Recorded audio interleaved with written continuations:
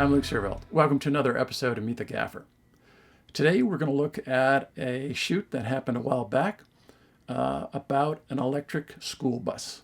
And I was not on the job, but we're joined by the DP, Joe Tese. Welcome, Joe.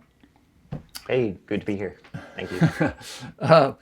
Thanks for being willing to sort of share BTS and your thoughts on how this all went down. Interesting story.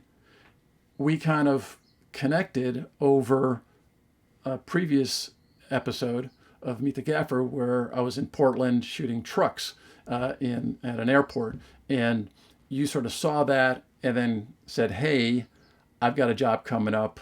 Wonder if you can give me some help on that." Maybe tell us a little about your thoughts on contacting me. Yeah, we had this shoot coming up for an electric school bus, and I happened to see that episode of Meet the Gaffer, the one you're talking about, and we were going to attempt something fairly similar. So I just wanted to reach out and, get, even more behind the scenes of the process and see if I could get any tips and tricks about it. And what was interesting there is because you're on staff at what company again? Element Studio. Element Studio. So you're at Element Studio as the DP / gaffer in a sense. And a lot of people know what that's like.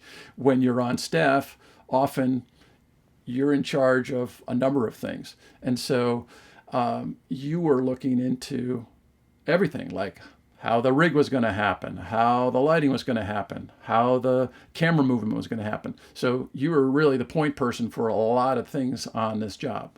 Am I right? Sure. Yeah, absolutely. And, we had a fairly tight turnaround, but, we made it happen. But yeah, there was a lot of research, from the rigging, from, sourcing the electric, from working with the plant. And then, of course, all the creative discussion as well. Why don't we do what we've done before, and that is show the finished piece because it's nice and short, and then we can kind of get into it. Maybe break it down in terms of overall thinking about it, and then electrical, and then the grip and the rig for the softbox. So if you're game. It's been said that those who shine from within don't need the spotlight. We disagree. Introducing Julie, our first electric bus. Designed on the award-winning Safety Liner C2 chassis and powered by Proterra, the industry's leading battery manufacturer, Julie is proven to perform. Proterra's lightweight, powerful battery systems offer unparalleled performance and an impressive range in electric school bus transportation.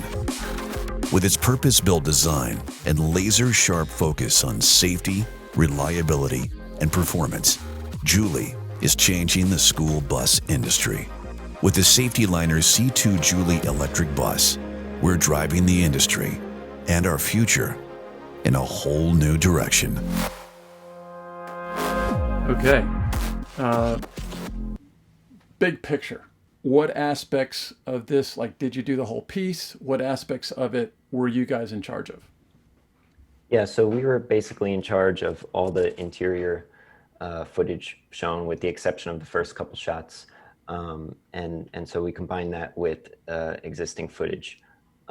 So concerning this shoot, we were in charge of executing everything shown in the plant. So all the raw components of the electric school bus within the plant, and all of its electrical features. Right. So the driving footage at the end, that wasn't you guys. That was existing. Right. That was existing, internally Right. from the client's perspective.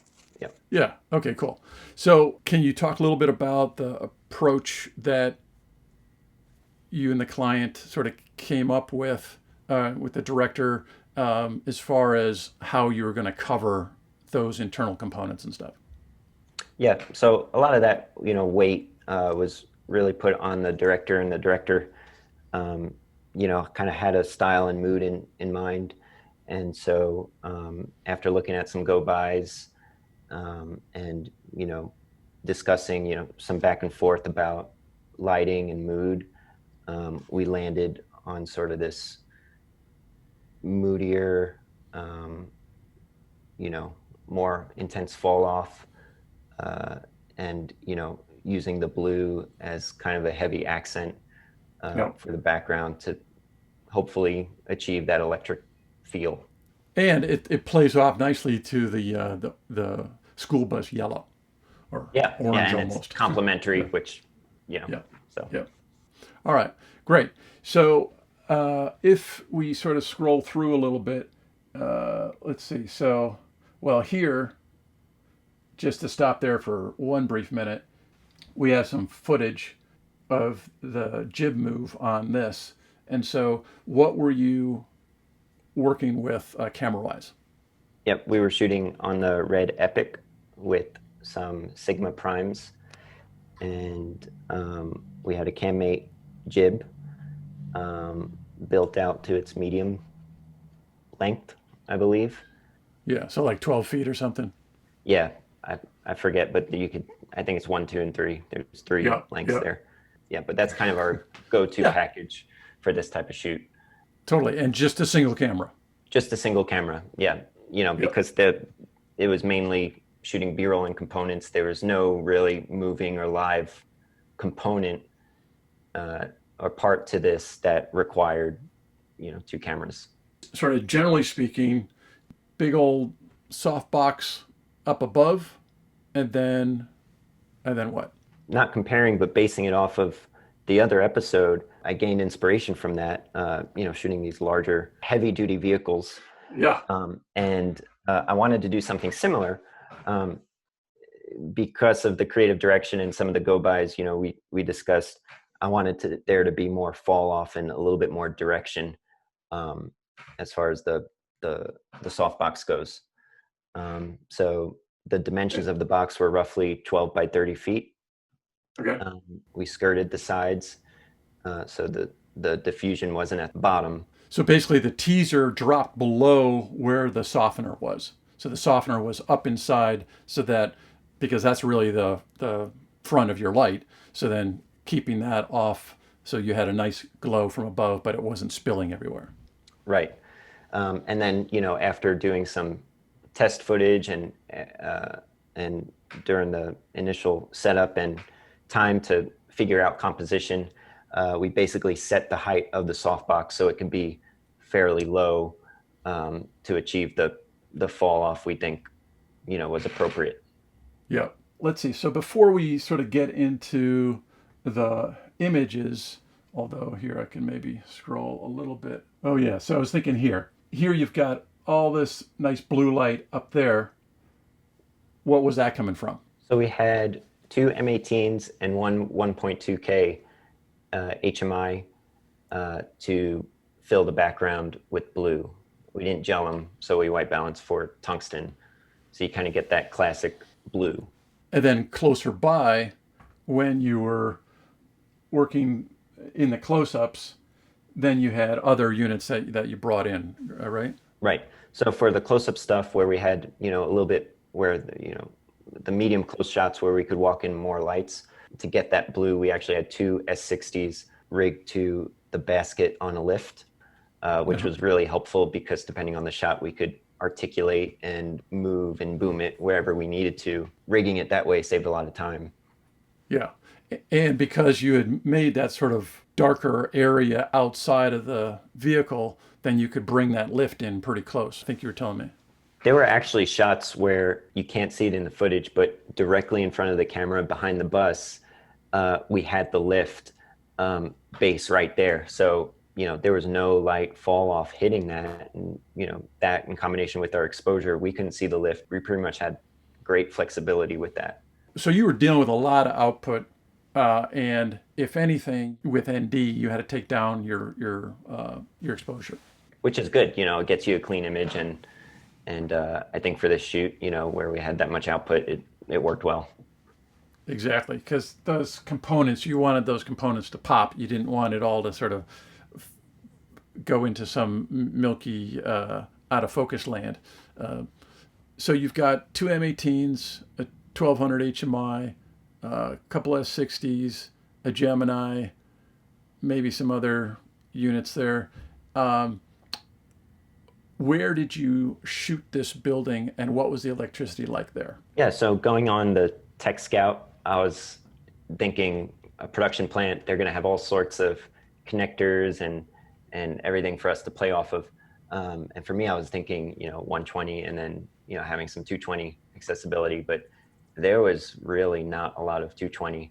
There was 480 and up, but it makes sense because, they were doing intense welding and Right, and they've got motors, and they probably have stuff up above that they were with cranes or whatever, and that's often all sort of funky. so that's where the 480 and whatever comes up, which, we weren't prepared to knock down or anything. So we had 120 horsepower, a few of those, and, having the LED components near the bus, really helped.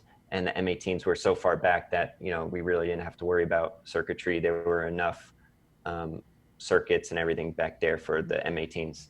So you could run those off of house power. Yes. Oh, awesome. Yeah. But you had chain motors to deal with for your truss. The distro for the softbox, which was supplied by Creative Sound and Lighting, they did an awesome job supplying the truss and the chain hoist motors, and they were also our riggers. So Okay. their distro accepted a 50 amp twist lock, so a California style 6364 wire, and we have adapters as well to play off that connector as well, to split the two hots into lunch boxes. So it worked out that way. If I understand, basically you had, let's say this is your box, and in here you had your guys give you two 50 amp breakers, and then tie in two hots, a neutral, and a ground. Is that right? Yeah.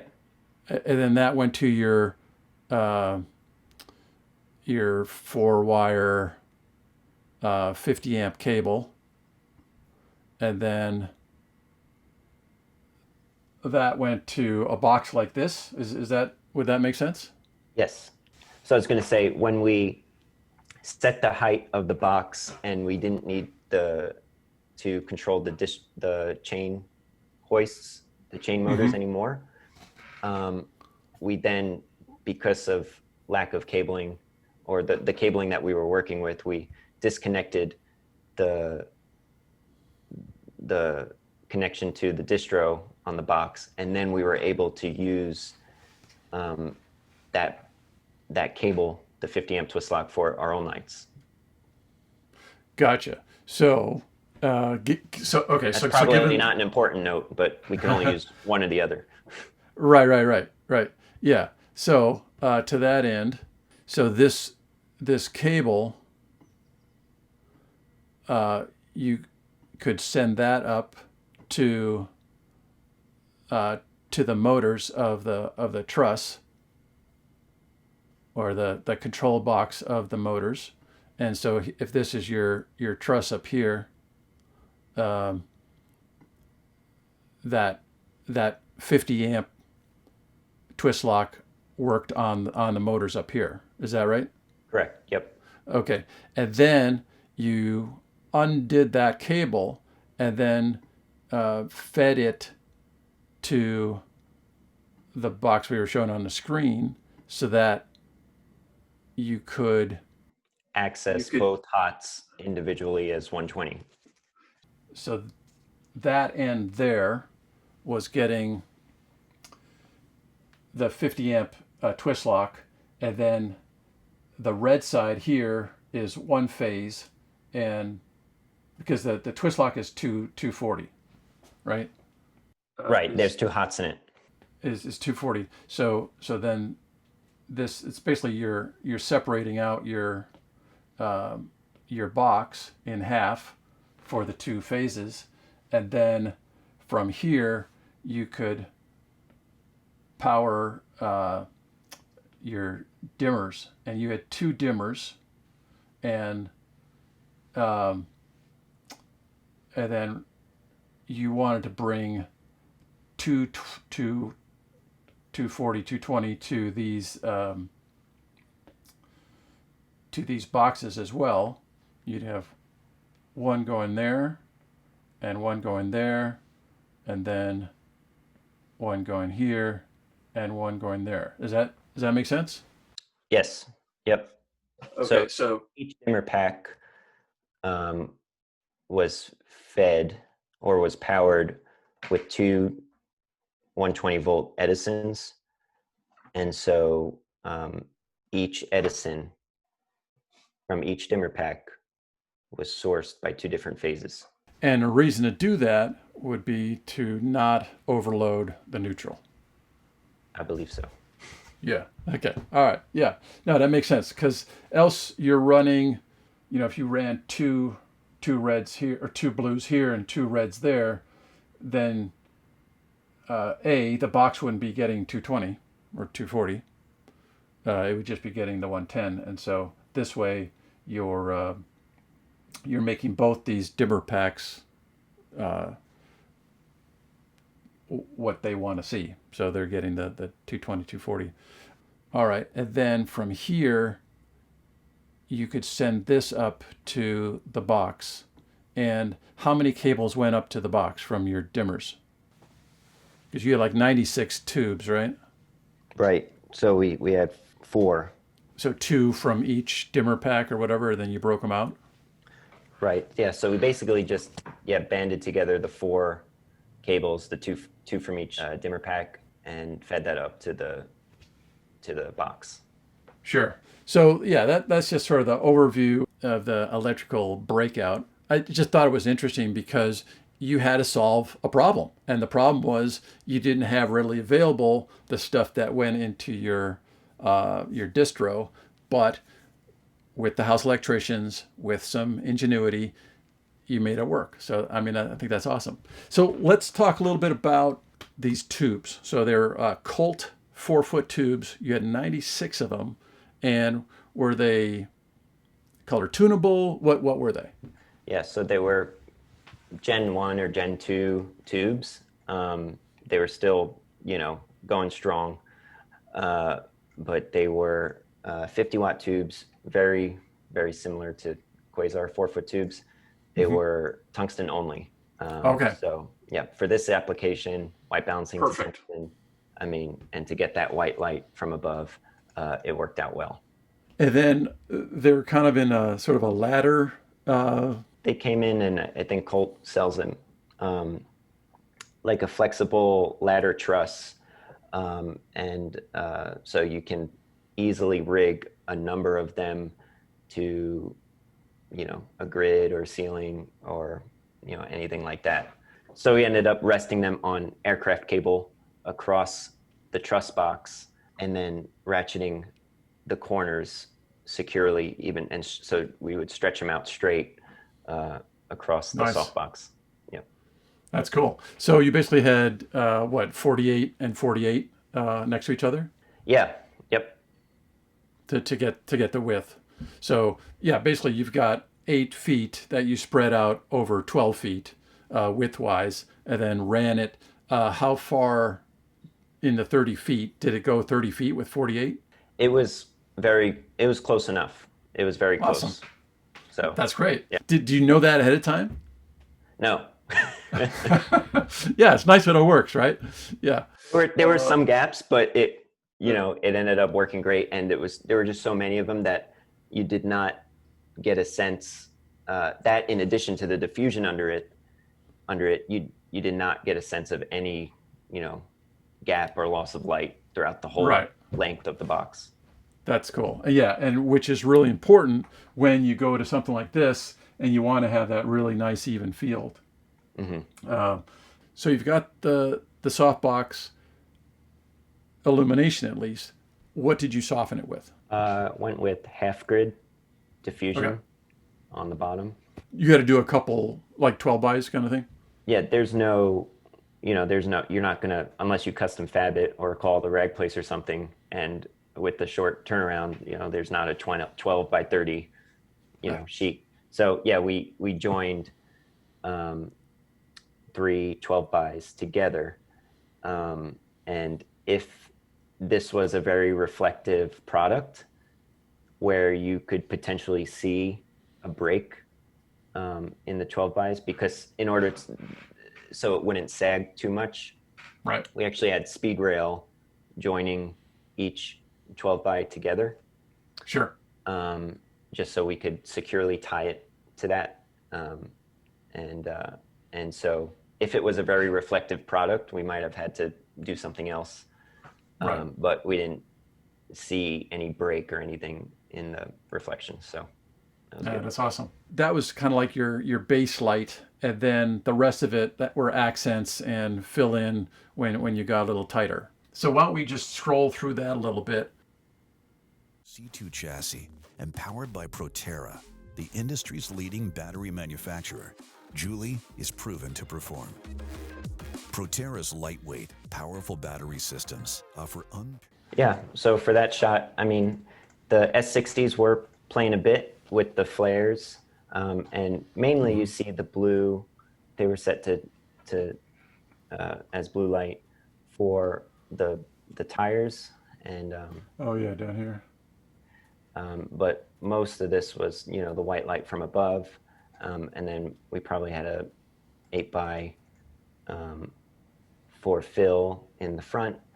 And You got a little blue coming in here from this side. yeah, that might be, oh yeah. And then we had a Gemini on the side to get a blue push through like a 6 by or something Right on on. the left side of frame. Yeah, yeah, yeah. I mean that tungsten white light from above looks great, and then having that blue pop out. I mean, it's a real solid look. I mean, it's showing off the product. It's It's electric-y. yeah, exactly. Yeah, no, it's fun. So basically, an overview. You were brought in to really concentrate on the components. You had like nice moving wide shots, and then the tighter component shots, and balanced tungsten. Get the nice blue electric feel, and you solved a bunch of electrical problems that worked out for both the softbox and for your power of the softbox. Yeah, I mean, it seems like everything worked out, but you told me a little bit about how you had like 2 nights of pre-rig because the people had to work there during the day. Right. So this was a night shoot, and all the prep had to be done in the evening as well. I mean, this is a live production plant, and during the day and during the night too, usually. So they had crew. Oh. Luckily, the area where we were working, they were gracious enough to let us do what we needed to do. Leave it open for you. Yeah, so they left that part of the plant open during our pre-rigging time and during our production time. So we had 2 times in the evening to pre-rig, and that was 4 or 5 hours each. Yeah, so like a half day at night. Yeah, Yeah. yeah, yeah. And then you had a full day to shoot. Did you have like lots of overtime, or did it fit within a regular 10 hour? We pushed it, as far as we could. Yeah, yeah, yeah. So yeah. we were pushing the limit there, but it worked out. Yeah, we weren't too crazy, but And you didn't have to worry about audio. So right, everything was MOS, so worked out that being works in out a well. production environment. Cool.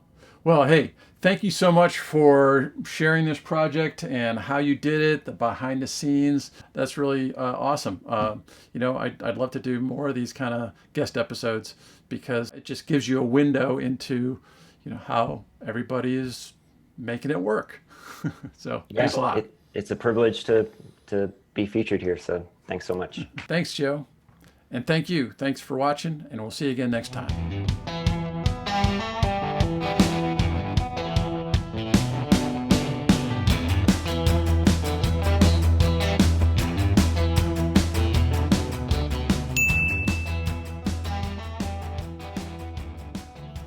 Here in the States, it's the 4th of July weekend. Should be a time for celebration. But it's a little more complicated. So yes, made the pie. It's apricot and plum. And we're still keeping our distance, wearing the masks. We got to figure this thing out. Wish us luck.